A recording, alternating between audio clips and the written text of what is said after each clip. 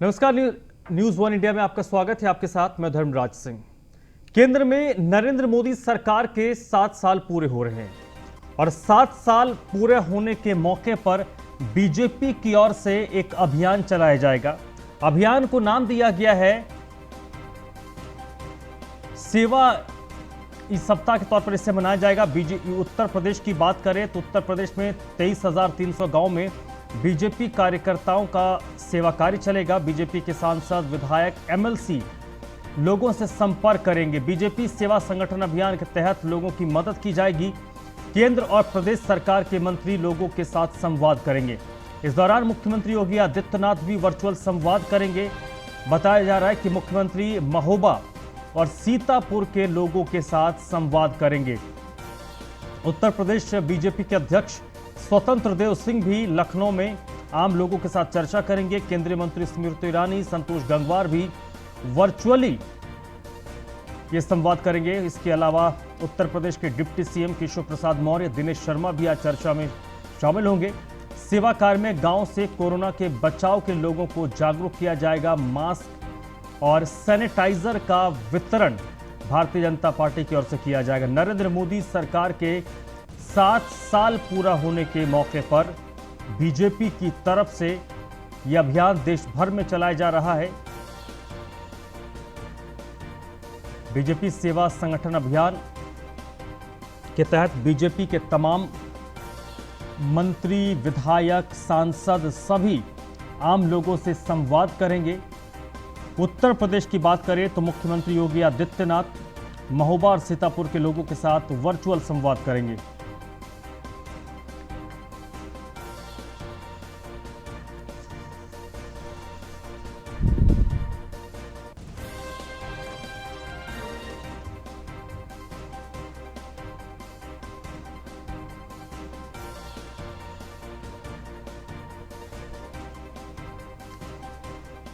तो इस वक्त मेरे साथ हिमांशु पुरी जुड़ चुके हैं हमारे संवाददाता सीतापुर से, और अनुज जुड़ चुके हैं महोबा से।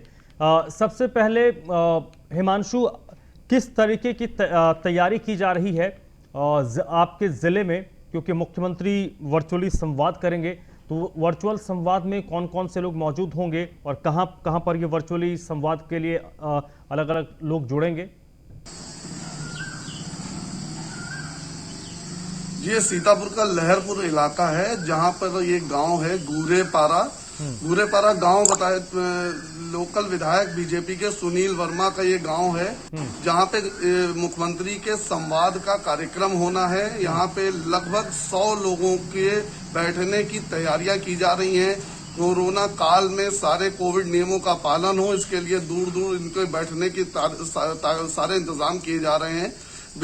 इसकी पूरी निगरानी बीजेपी के विधायक सुनील वर्मा कर रहे हैं, क्योंकि ये उनके गांव में ही कार्यक्रम हो रहा है। जैसा कि मुख्यमंत्री के संवाद कार्यक्रम की बात जो आ रही है, उसमें लोगों से वो कोरोना त्रासदी को लेकर संवाद करेंगे, किस प्रकार की दिक्कतें हो रही हैं उस पर संवाद करेंगे। लोगों को प्रशासनिक क्या सहूलियतें मिली, क्या नहीं मिली, इस पर उनसे लोगों से बात होगी। इसके अलावा जो अनाज वितरण है, ताकि एक निचले तबके, गरीब तबके तक ये व्यवस्था पहुंच सके, लोगों को इस लॉकडाउन में खाने की दिक्कत ना हो, समस्या ना हो, उसके लिए अनाज वितरण की भी बात पर मुख्यमंत्री संवाद करेंगे। लोगों से जानेंगे कि हकीकत क्या है, क्योंकि आपने खुद देखा कि पिछले काफी वक्त से सीएम योगी तमाम जिलों के दौरे कर रहे थे। जगह जगह जाके, खासकर कोविड वार्डों में वो खुद जाके देखरेख कर रहे थे कि किस तरीके की व्यवस्था है, क्योंकि तमाम तरीके के आरोप विपक्ष उठा रहा था और इसको लेकर मुख्यमंत्री खुद मैदान में थे। तो कहीं ना कहीं ये उसी क्रम में एक बड़ा फैसला आज मुख्यमंत्री का है, और ये सीतापुर के साथ साथ महोबा में भी होगा। और खास बात यह है कि इसको लेकर पूरे जिले का बीजेपी का अमला, प्रशासनिक अमला इस पूरे कार्यक्रम पे नजर बनाए हुए है। और 3 बजे का एक कार्यक्रम किस तरीके से लोगों से अच्छे से बात हो सके, मुख्यमंत्री तक ये समस्याएं, तमाम तरीके की बातें पहुंच सके, और इसको लेकर अच्छी तैयारियां करने की कोशिशें की जा रही है। 3 बजे कार्यक्रम होगा वर्चुअल संवाद। ठीक है, अनुज भी मेरे साथ जुड़े हुए हैं महोबा से। अनुज, महोबा में क्या तैयारी है, कहां पर वर्चुअली संवाद होगा, कौन कौन से लोग उस वहां पर जुड़ेंगे?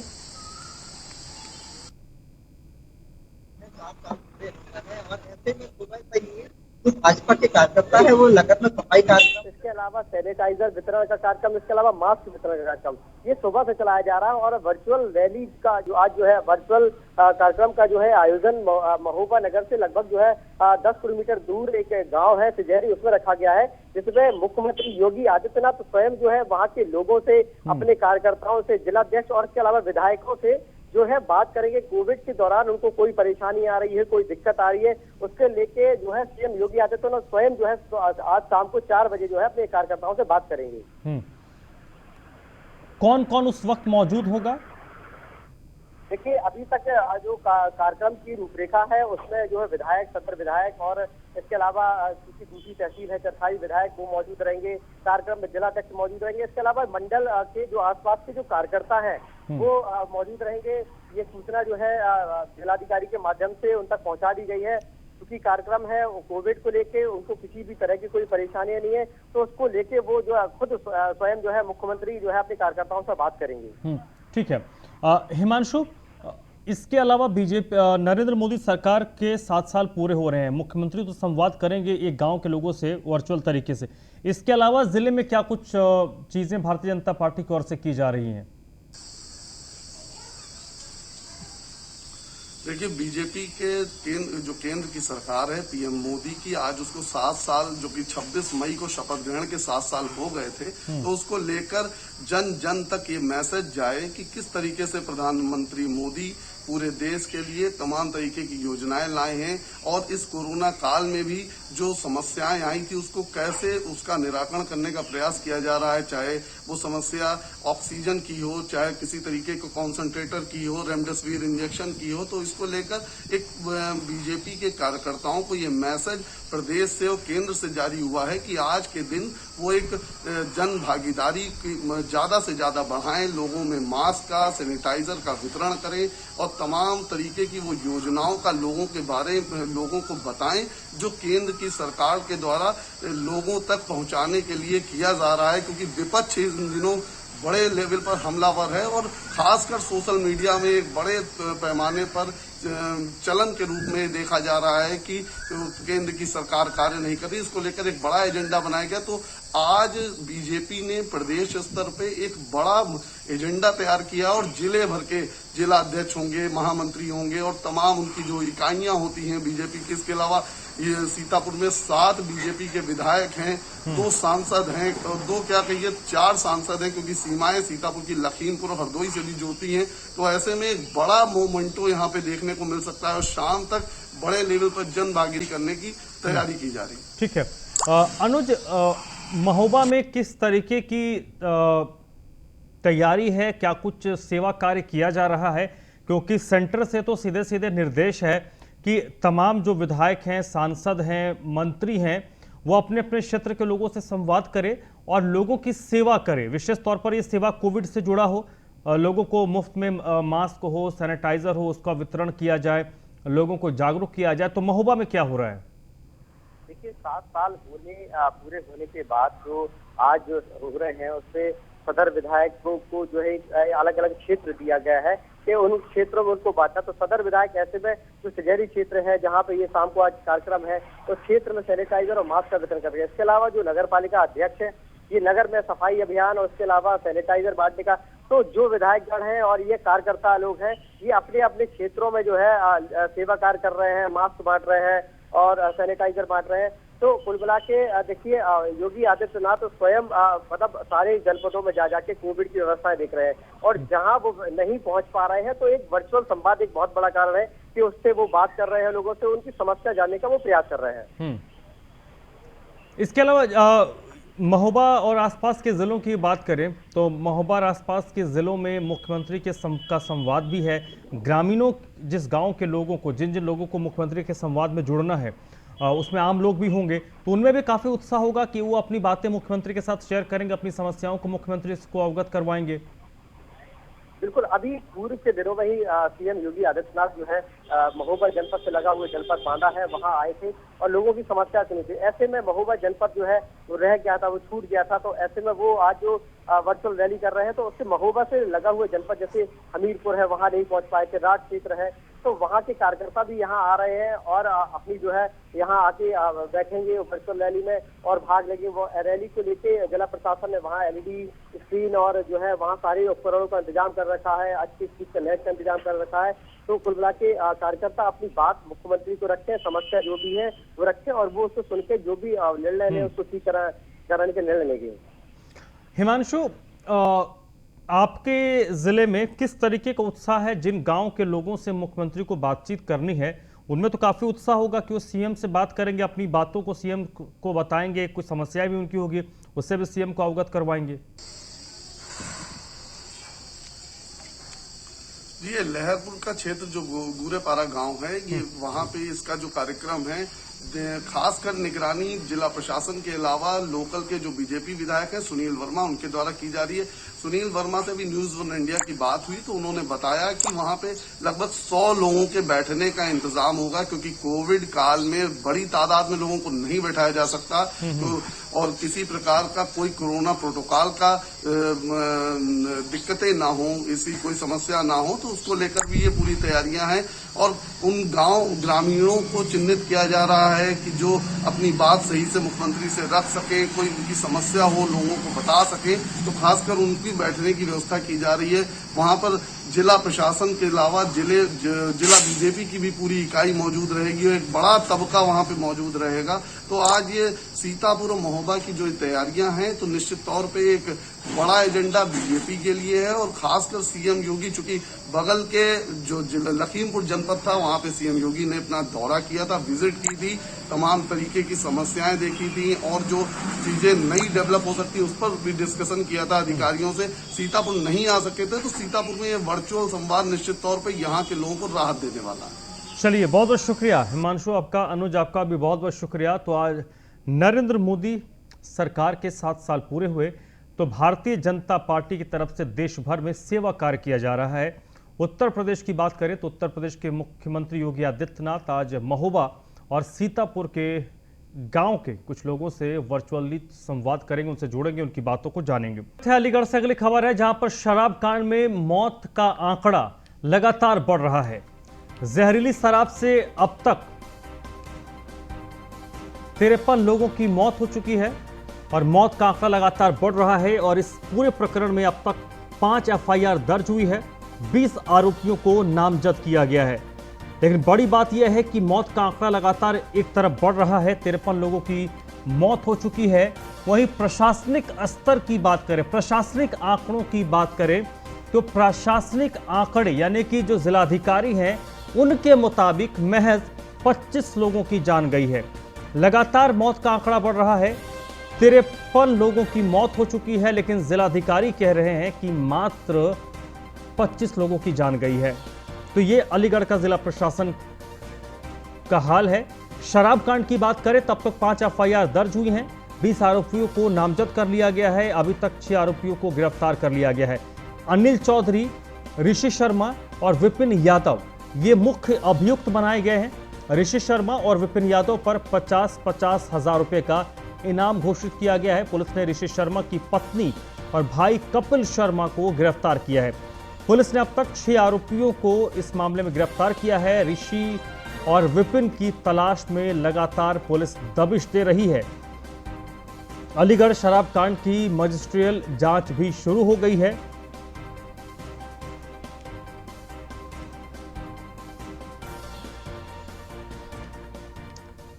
तो इस वक्त ब्रिजेश श्रीवास्तव मेरे साथ जुड़ चुके हैं इसी पर ज्यादा जानकारी के साथ, अपडेट के साथ। ब्रिजेश, 53 लोगों की जान चली गई, लेकिन अलीगढ़ का जिला प्रशासन ये कहता है कि 25 लोगों की मौत हुई है।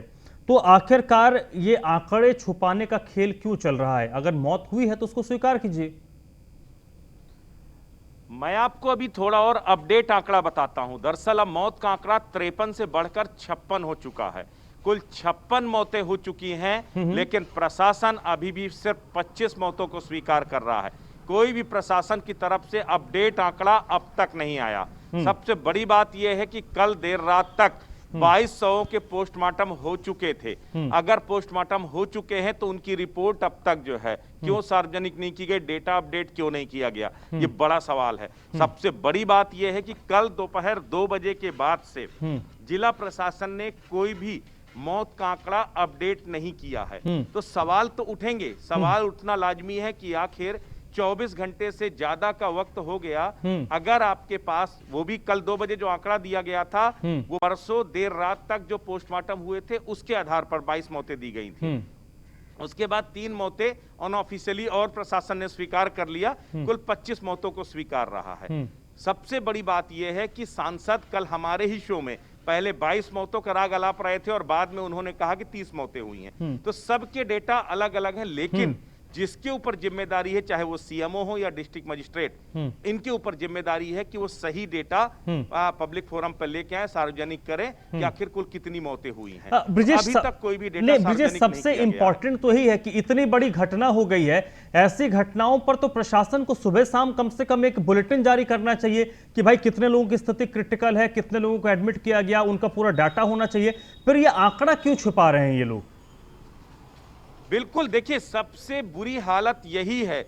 मेडिकल कॉलेज में वेंटिलेटर का सबसे बड़ा संकट है। जो मरीज वहां एडमिट हैं उनको प्राइवेट में शिफ्ट किया जा रहा है क्योंकि महज 6 वेंटिलेटर वहां पर मौजूद है। प्रॉपर ट्रीटमेंट नहीं मिल पा रहा है क्योंकि ऑक्सीजन लोगों को नहीं मिल पा रही, वेंटिलेटर नहीं मिल पा रहा।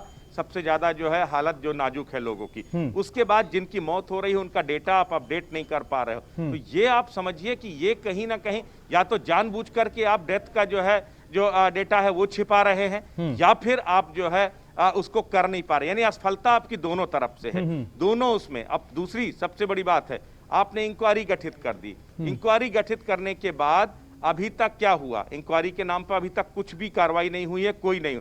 आपके पास 2 शराब माफिया ऋषि शर्मा और विपिन यादव, दोनों अभी तक फरार हैं, पुलिस के हाथ खाली हैं, वो गिरफ्तार नहीं हो पाए। तो ओवरऑल अगर देखा जाए तो ये पूरा 3 दिनों से ये पूरा जो है जहरीली शराब का मामला हो गया। और 3 दिनों में केवल अनिल चौधरी जो मुख्य माफिया के तौर पर, अनिल चौधरी, कुल मिलाकर 6 लोगों की गिरफ्तारी हुई है, 5 अलग अलग एफआईआर हुई हैं। आपने ऋषि शर्मा की पत्नी को बिठा लिया, आपने उसके भाई को बिठा लिया, उनकी गिरफ्तारी आपने जो है वो दिखाई। लेकिन जो मुख्य आरोपी है वो अब तक गिरफ्त से बाहर है, चाहे वो ऋषि शर्मा हो या विपिन यादव हो। तो ओवरऑल आप देखिए आपका फेल्योर तो साफ तौर पर सामने आ रहा है। दूसरी बात यह कि अभी भी वही कर्मचारी, वही जो है पुलिसकर्मी अभी भी नीचे के चौकी से लेकर ऊपर थाने तक सबके सब, केवल एक थानाध्यक्ष को छोड़ दिया जाए, सबके सब अभी भी मौजूद हैं। जांच हो रही है। अगर ये सारे लोग होंगे तो क्या अपने गुनाहों पर पर्दा डालने की वो कोशिश नहीं करेंगे? ठीक है, ये जांच प्रभावित नहीं करेंगे। ये बड़ा इंपॉर्टेंट सवाल है कि जो दोषी है उसी को आपने कहा तुम अपने आप को अपने मामले की इंक्वायरी करो। योगेंद्र भी हमारे साथ जुड़ चुके हैं। योगेंद्र, 2 पहलू है, एक जो ब्रिजेश ने रेज किया ये बड़ा इंपॉर्टेंट है, दूसरा जो अभियुक्त हैं, जो नामजद हैं, जो 2 मुख्य अभियुक्त हैं, उनकी गिरफ्तारी के लिए क्या हो रही है? लोकल इनपुट्स आपको क्या बता रहे हैं? जितने भी जो ये अभियुक्त है, जितने का गिरफ्तार होगा, लेकिन जो ऋषि और जो विपिन यादव है, इनके लिए पुलिस अभी दबिशें दे रही है। लेकिन वो पुलिस की किस्मत है कि कितने दिन में मिलते हैं। पुलिस अपनी तरफ से प्रयास पूरे कर रही है कि वो, क्योंकि जितने बड़ा मामला होगा कोई भी आदमी ये नहीं चाहेगा कि इसमें हमारी इस बात को लेकर बदनामी हो कि हम उन्हें गिरफ्तार नहीं करें। लेकिन जिस तरीके से अभी तक वो फरार है, तो ये पुलिस के मुंह पे एक बहुत बड़ी नाकामी है कि वो तो उसका क्या सिस्टम है कि वो इतने बड़े जो जिस आदमी ने 50 हत्या करी हो, 50 हत्या करी हो, उसको गिरफ्तार नहीं कर पाई। तो इस बात का खुद आप देख सकते हैं। इनका जो ये जितने भी हैं शराब माफिया, इनका पुलिस में हर थाने में बड़ी अच्छी सैलरी है। मान लो आपने थानेदार को तो बदल दिया, लेकिन उसका ड्राइवर जो सब थाने को, जब सब थानों से सब चीज करता है काम, क्योंकि कोई भी ऐसा डायरेक्ट पैसे नहीं लेता, जो भी है वो अपने सब ड्राइवर के थ्रू मंगवाते हैं। तो जो आपने मान लो ऐसा हटा दिया, तो वो ड्राइवर जो उस थाने का मतलब सबसे खास आदमी होता है, उसको वो सूचना देता रहेगा कि भाई क्या कार्रवाई चल रही। सारी सूचनाएं माफियाओं के पास पहुंचती रहती है। बिल्कुल योगेंद्र, ये एक बड़ा सवाल है कि जो आरोपी है क्या उन तक पुलिस की जांच के इनपुट्स नहीं पहुंच रहे होंगे? और दूसरी बड़ी बात कि क्या अपना चेहरा बचाने की कोशिश अलीगढ़ का जिला प्रशासन कर रहा है। बहुत बहुत शुक्रिया योगेंद्र आपका। ब्रजेश आपका भी बहुत बहुत शुक्रिया। आगे भी आपके पास हम लगातार अपडेट के लिए आएंगे। बढ़ते आगे लखनऊ से अगली खबर है, मुख्यमंत्री योगी का 3T फॉर्मूला हिट हो रहा है। 3T यानी कि टेस्टिंग, ट्रेसिंग और ट्रीटमेंट। मुख्यमंत्री योगी का यह 3T फॉर्मूला हिट हो रहा है और इसी फॉर्मूले के जरिए उत्तर प्रदेश में कोरोना की रफ्तार में को रोका गया है, उस पर ब्रेक लगाया गया है। प्रदेश में लगातार टेस्टिंग हो रही है और टेस्टिंग के बावजूद संक्रमण के मामले कम आ रहे हैं। पिछले 24 घंटों की अगर बात करें तो पिछले 24 घंटे में 3,40,000 टेस्ट उत्तर प्रदेश में किए गए हैं और 3,40,000 टेस्ट में सिर्फ 1,908 मरीज पॉजिटिव पाए गए हैं। इसके साथ ही प्रदेश में जो रिकवरी का रेट है वो तकरीबन 96.5%, 96.4% रिकवरी रेट इस वक्त उत्तर प्रदेश में हो गया है। उत्तर प्रदेश सरकार ने विशेष तौर पर मुख्यमंत्री योगी आदित्यनाथ ने ये जो 3T फॉर्मूला अपनाया था उसके कारण अब रफ्तार कम हुई है। और सबसे बड़ी बात कि लॉकडाउन जैसी स्थिति उत्तर प्रदेश में नहीं रही है, कभी नहीं, इस सेकेंड वेव में तो बिल्कुल नहीं रही है। आर्थिक गतिविधियां लगातार चलती रहीं और उसी बीच में पूरी ताकत सरकार ने टेस्टिंग में लगाई और टेस्टिंग के साथ साथ जहां पर संक्रमण के मामले आते थे उनके कॉन्टैक्ट्स को ट्रेस किया जाता था, फिर उनकी टेस्टिंग होती है और उसके बाद जो भी संक्रमित मिलते हैं उनका ट्रीटमेंट किया जाता है। तो ये 3T फॉर्मूला उत्तर प्रदेश में कारगर साबित हो रहा है कि 3,40,000 टेस्ट हुए और उसमें लगभग 1900 के करीब मामले संक्रमण के सामने आए हैं।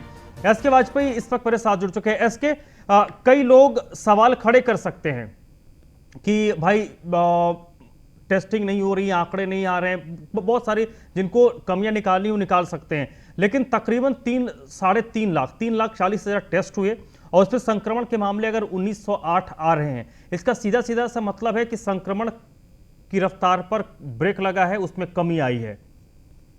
बिल्कुल, अगर हम इन आंकड़ों पर नजर डालेंगे तो 30 अप्रैल की तिथि वो याद करें जब 3,10,000 सर्वाधिक केस पूरे उत्तर प्रदेश भर में एक्टिव केसेस थे। उस समय जो आंकड़े आ रहे थे वो 38 से 40,000 प्रतिदिन पूरे प्रदेश भर में आ रहे थे। जहां तक राजधानी लखनऊ का सवाल है, 6500 केसेस मैक्सिमम एक दिन में आए थे। लेकिन अगर हम आज के आंकड़ों को देखेंगे तो 1908 पिछले 24 घंटे में आंकड़े हैं। जो कुल एक्टिव केसेस हैं उनकी संख्या अब 44,000 से नीचे है। तो कहीं ना कहीं ये आंकड़े ये दिखा रहे हैं कि किस तरीके से उत्तर प्रदेश में लगातार कोरोना का ग्राफ गिरा है। जहां तक रिकवरी रेट की बात है, 96.4 रिकवरी रेट है। वहीं अगर हम संक्रमण दर की बात करें तो 0.8% ही अब संक्रमण दर बची हुई है। तो निश्चित है कि जिस तरीके से सीएम योगी आदित्यनाथ ने TTT फॉर्मूले का प्रयोग किया और जिस तरीके से अधिकारियों को निर्देशित किया, खुद जाकर स्थलीय निरीक्षण किए और चाहे वो अधिकारी हो या स्थानीय जनप्रतिनिधि हो, उनकी बात सुनी, जो दिशा निर्देश थे उनको जारी किए। यहां तक कि जो होम क्वारंटीन में लोग थे या कोविड सेंटर में भर्ती थे उनसे भी मुलाकात की। तो कहीं ना कहीं उनके बाद चीजों में तेजी निश्चित है आई है। 30 अप्रैल का वो दिन था जिस दिन सबसे सर्वाधिक केस उत्तर प्रदेश में थे। 3,10,000 मुख्यमंत्री योगी आदित्यनाथ की कोरोना रिपोर्ट नेगेटिव आई थी और उसके बाद से मुख्यमंत्री योगी आदित्यनाथ ने लखनऊ के DRDO हॉस्पिटल निरीक्षण से अपना दौरा शुरू किया और 5,700 किलोमीटर का दौरा पूरे प्रदेश भर के सभी 18 मंत्रियों का किया। तो कहीं ना कहीं वो अब आंकड़ों में दिख रहा है और ये चलिए, आंकड़े पूरी गवाही दे रहे हैं, इसमें कुछ आगे पीछे बोलने वाली बात है नहीं। आप आंकड़े देखिए, 3,40,000 टेस्ट हुए और उसमें 1908 संक्रमण के मामले सामने आए हैं और ये आंकड़े बता रहे हैं कि उत्तर प्रदेश में मुख्यमंत्री योगी आदित्यनाथ का जो 3T का फॉर्मूला था, टेस्टिंग, ट्रेसिंग और ट्रीटमेंट, वो कारगर साबित हो रहा है। बहुत बहुत शुक्रिया एसके वाजपेयी आपका और इस बुलेटिन में बस इतना ही।